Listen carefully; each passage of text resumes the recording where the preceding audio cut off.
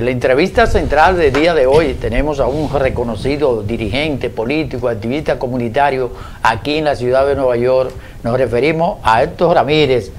Ramírez, ¿cómo te encuentras? Saludos, gracias Darío, gracias Rafael. Yo sé que tu ocupado tiempo y a veces te nos desapareces de la ciudad de Nueva York, pero te tenemos aquí y aprovechamos para que visitara los estudios de Revista de Noticias. Esto, contigo hay muchos temas de qué conversar, pero específicamente como tú conoces la política local, ya que fuiste candidato a la asamblea por el condado de Bronx, ¿cómo tú ves la situación política y los oficiales electos, específicamente los dominicanos? ¿Tú crees que están haciendo su trabajo?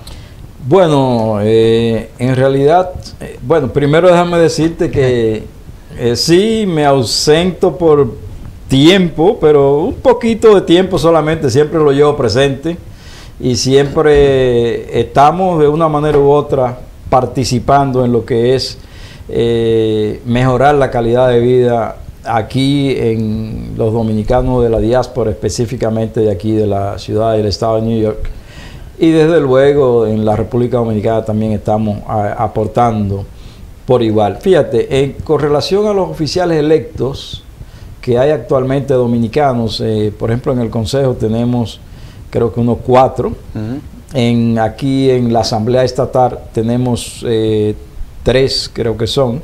Está Manny de los Santos, está Amanda es concejal, está Pierina, y está George Álvarez y está Yudelco, o sea que hay unos 4. Hay varios dominicanos. Exacto. El presidente del condado de Brooklyn. De Brooklyn también, y o sea que hemos avanzado bastante.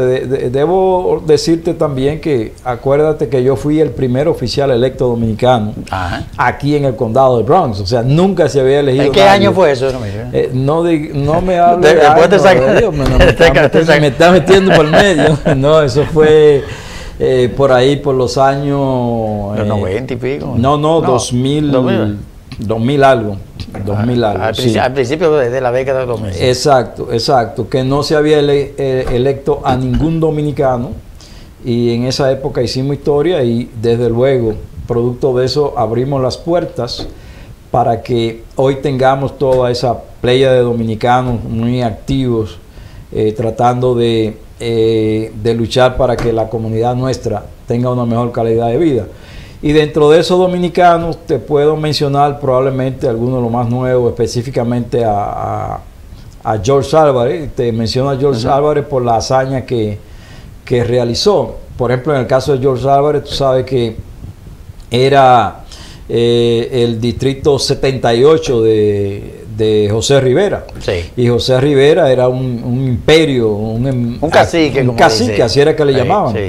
El cacique del Bronx. O sea, y además de eso, se jactaba de tener la maquinaria más poderosa, política, arrolladora, no solamente de la ciudad y el estado de New York, sino una maquinaria política tan poderosa que prácticamente repercutía casi en la nación entera, y por eso veíamos candidatos hasta la presidencia de los Estados Unidos que visitaban la sede del Partido Demócrata acá en el condado de Bronx.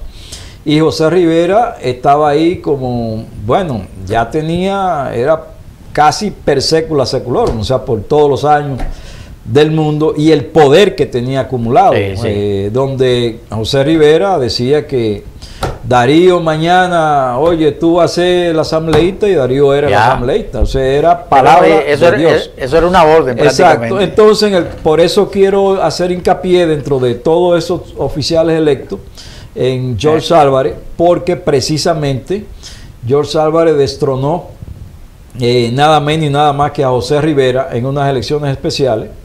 Y hay que saber que José Rivera venía en las elecciones anteriores, efectuadas en noviembre, creo que 2020, algo así, de ganar con 25,000 votos, y el más cercano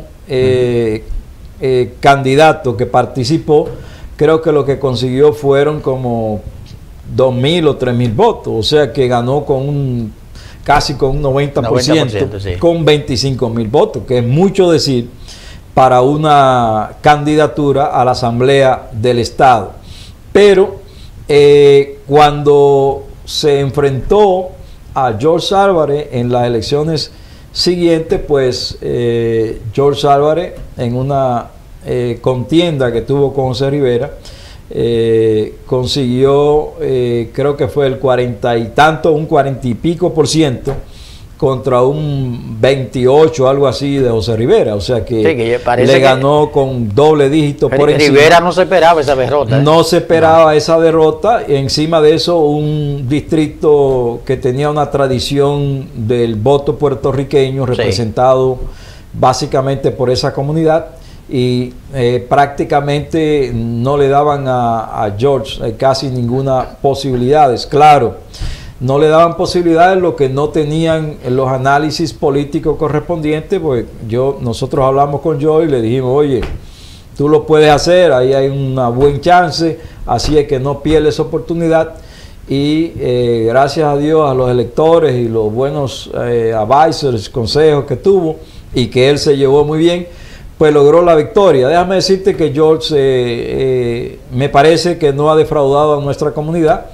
Por lo menos, por ejemplo, hay 4 leyes que yo sé que él ha sido el sponsor de esas leyes y ha participado como co-sponsor, por ejemplo, en más de 200 legislaciones. Y dentro de esas que él ha sido sponsor, por ejemplo, yo que brego con finanzas y ese tipo de cosas, hay una en la cual indica que toda persona que paga en renta cualquiera alrededor de un 30% de su salario, de lo que él gana, entonces tendrá derecho a un crédito dentro, en su planilla, de parte del Estado. Mire, cambiando un poco el tema, yo sé que sobre la política local pudiéramos tomar el programa la hora completa para hablar de la situación política aquí. Tú, claro, que estás permaneciendo cierto tiempo en República Dominicana ahora, ya prácticamente se acercan la campaña, aunque todavía la Junta Central Electoral no ha abierto oficialmente, pero la mayoría de los partidos están en campaña.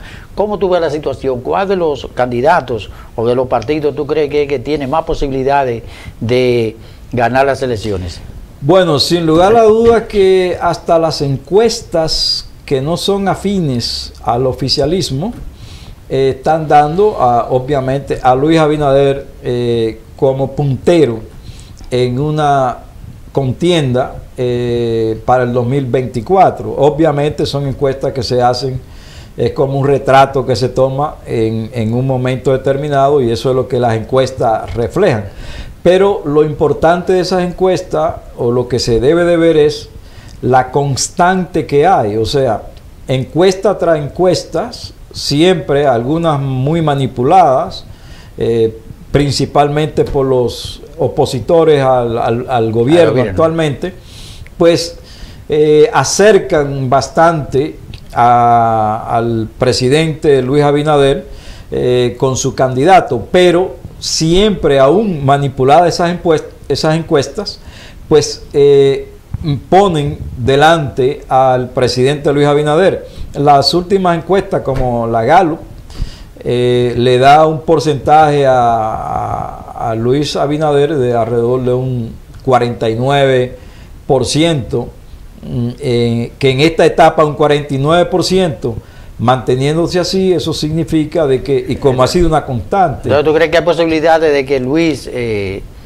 ya prácticamente, aunque él no lo ha anunciado públicamente, va a ser el candidato de PRM, pueda ganar en la primera vuelta? Pues sí, es que, fíjate una cosa, cuando uno ve lo que sucedió en el pasado, es muy difícil que el pueblo dominicano vuelva otra vez a repetir esa amarga y triste historia de lo que fueron los gobiernos del PLD, básicamente en la parte de lo que es la corrupción, acompañado de la impunidad, porque en todos los gobiernos puede que haya corrupción. Ahora, el asunto está en que esa corrupción tenga una consecuencia. Si no tiene consecuencia, como pasó en los gobiernos del PLD, el pueblo dominicano me excusa la frase, y vamos a decirlo en buen dominicano, se hartó de ese gobierno, porque imagínate, tú sabes, robarse 60.000 millones, 10.000 millones, tantos miles de millones por aquí, cuando hay una cantidad de dominicanos en la pobreza extrema, hay niños muriendo a cada momento producto de falta de un medicamento simple, hay personas que están enfermas, ancianos que no tienen los mecanismos de cómo ir a darse una diálisis, un diabético o una serie tú sabes, de medicamentos que son bien caros. Entonces, no hay dudas de que el gobierno de Luis Abinader ha venido haciendo un tremendo trabajo, y eso no solamente lo digo yo, tú sabes que ya es un secreto a voces, y por eso se perfila como el seguro ganador para las elecciones. Mire, en 30 segundos para finalizar, tú sabes que aquí prácticamente en la ciudad de Nueva York han elegido varios diputados. Con esa sinceridad que te caracteriza a ti, ¿qué tú piensas de los candidatos, no solamente los de este partido, sino los que pasaron anteriormente? Brevemente, ¿tú crees que han hecho su trabajo? Bueno, en realidad, si vemos el trabajo de los diputados de ultramar, quizás la falta de una continuidad, una tendencia aquí de elegir diputados, probablemente le ha faltado algunas cosas por hacer, pero esperamos que si son reelectos o si lo que los están retando en la actualidad pueden hacer un trabajo mucho mejor para la comunidad, pues yo creo que saldremos ganando. Lo importante es que nosotros acá en la diáspora sepamos elegir a nuestros representantes para que puedan hacer un trabajo que pueda llegar a resolver asuntos comunitarios. Y claro, es difícil que un diputado pueda resolverle problemas aquí en los Estados Unidos, específicamente en el estado de Nueva York, a un ciudadano, pero hay una serie de cosas que sí pueden hacer, que repercuten en nuestra comunidad y que entonces va a beneficiar a esa diáspora si ellos toman iniciativas. Para decirte algo sencillo, iniciativas que pueden ir hasta de quitar definitivamente un impuesto a un pasaje aéreo, y cosa más importante como legislar para la delincuencia, o sea, una serie de cosas que repercuten en la diáspora. Lamentablemente el tiempo está en contra de nosotros. Queremos darte las gracias por tu participación aquí en Revista de Noticias, y ustedes no se muevan de ahí porque hay mucho más.